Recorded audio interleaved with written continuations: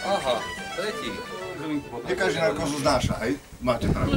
A potom je problém s prebudzaním zo všetkým. Áno, niekto sa ani nemusí prebudiť a to by bolo škoda. Nie, my už máme na stroji, máme potreté už bylinkami všetko, takže zaručenie nehrozí nekróza, absolútne nič. Nie, je to úplne bezpečné. Rozumieme si, úplne sme si pochopili. Bezpečné. Ľudia už nie sú takí, ako bývali. Niekedy sa proste chodilo, sa zotínalo, ruky som, tu mal som haldu. Teraz ani polievku nešli mať. Tu posvetná zem, sláve predkov, zem slovenská, zem Slovenov.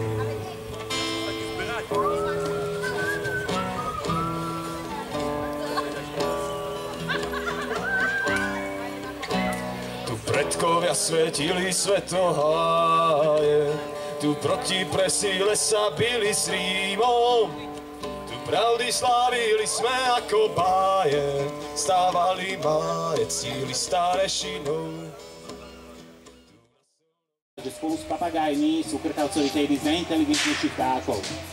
Dokonca sú tak inteligentné, že dokážu napodobňovať jednotlivé zvuky, dokážu sa naučiť hovoriť. Náš nerozprávať z jednoduchého dôvodu, aby nám nekecal do výcviku. Chcem povedať, že krkavce okrem toho, že sú veľmi inteligentné, sú aj veľmi žravé, takže hlavne tí, ktorí majú pred sebou guláš a chlieb, aby si ho podľa možností čo najlepšie ochránili, aby náš krvetkavec bol odmeňovaný len za lietanie a nie to, čo nájde pri vás.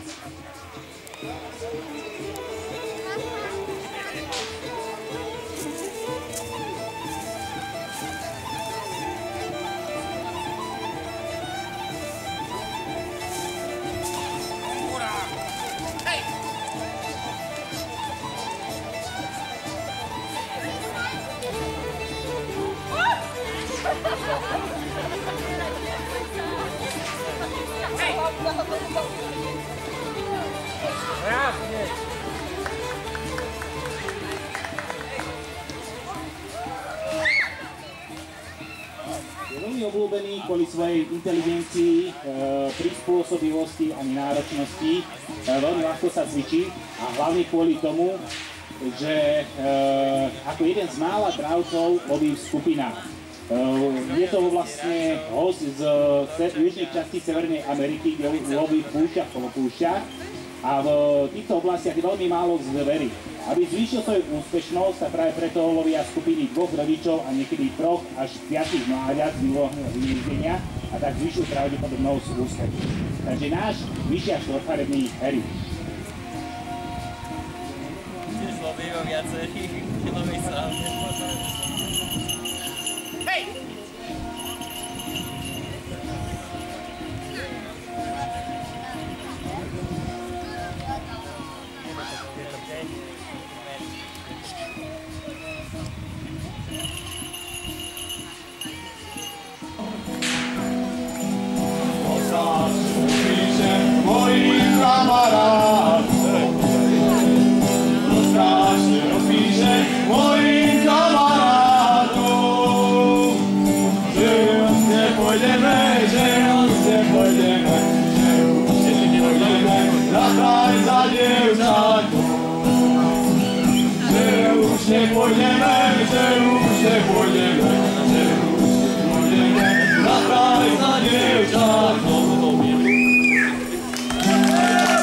Ďakujeme.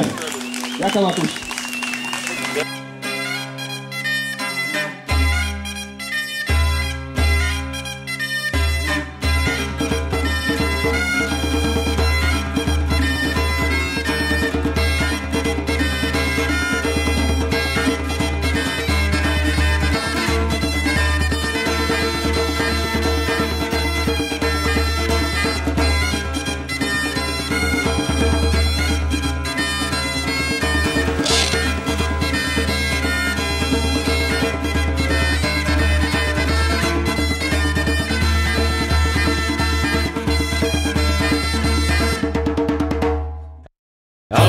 Tentacular, heia, pergiore scomențar, heia, e pergiore siritar, heia, vola regina mostrar, alla vista ius, alla via, angelos, lesos, balai, entre nos.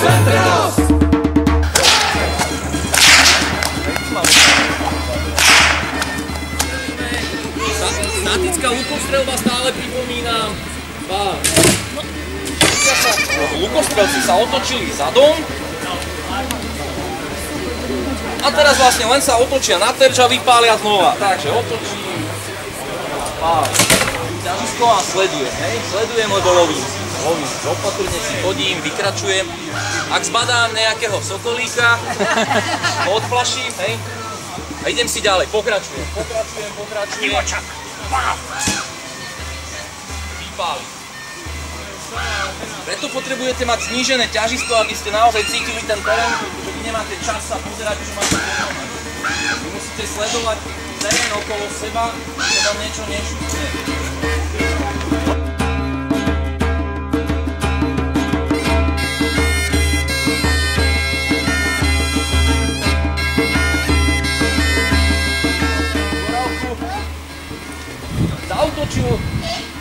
Zautočil, chcel mi zatať sekeru do hlavy a moja obrana najjednoduchšia bola v podstate len som mu to chytil, stiahol nadol a trefol do hlavy. Hej, musíme to troška tak rýchlejšie, nech to vyzerá naozaj. Strhnem, idem do hlavy. Alebo iba sa vyhnem, keď som bol slabší, chudší, tak som sa tomu celému iba vyhol. Nič iné nedosáhol, len ak to urobíme pomaličky, môžeme veľmi pomaličky, čiže spomalený film, hej? Pomaly.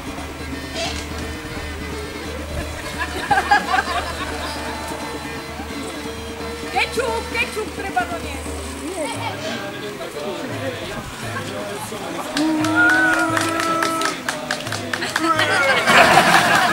Starého človeka, na ktorého zautočí nejaký beťar, čiže valašky, predstavte paničku. Idem po ceste, ponáhľam sa o 106, lebo mi utečie električka a ja si odvihnem paničku. A idem, snažím sa a pokračujem, ponáhľam sa rýchlym krokom. Nikdy bič nepoužívajte, ako ho používa Indiana Jones. Si ho tak poštáhne si na konár, tam sa to omotá, on sa potom vyšplhá. Bič takto nefunguje. Nedá sa to takto.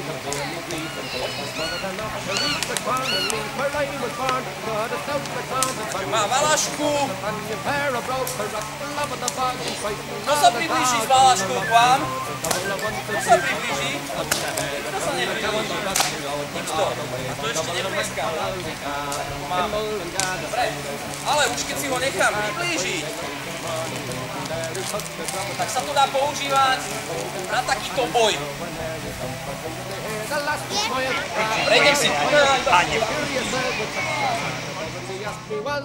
Potrebujem sa zbaviť zbrane, to znamená... Zbrane som sa zbavil, dobre? Krátke, rýchle, funkčné, účinné. No a ešte jednu ukážku si nejakú ukážeme. Ohrozuješ. Neviem, toto je zložité. Všetci doma skúšali a potom... Môžeš zozadu napríklad. Takže zozadu. Ale vybral. Takže zozadu.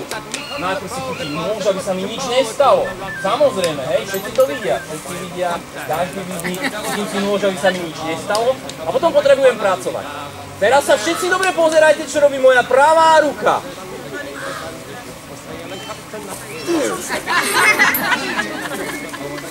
Dobre? No. A už keď vám neostalo nič iba vaše holé ruky, tak ste mali zase dve možnosti. Možnosť číslo 1.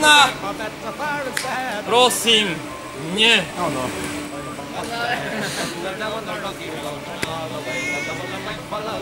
Tak, ale zopakujem to, čo hovorím všetkým ľuďom, ktorí sa chcú veľmi rýchlo naučiť bojovať s nožom. Ak niekto na vás vyťahne nôž, hovorím všetkým vám, malým, veľkým, starým, zoberte a utekajte. Nôž je najnebezpečnejšia zbraň, aká môže byť.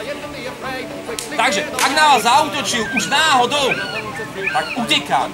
Ale existujú rôzne možnosti, kedy vás ohrozujú tou zbraňou. To znamená, že si priloží nôž a povie: dal peňaženku. Dávaj prachu. A ja mu poviem, že ale tá, vieš čo, počkaj. Ja si pohľadám, ja peňaženku nemám, ale mám mešec. A tým mešcom ťa tak doma, tým, že uvidíš. A dúfam, že sa vám to páčilo.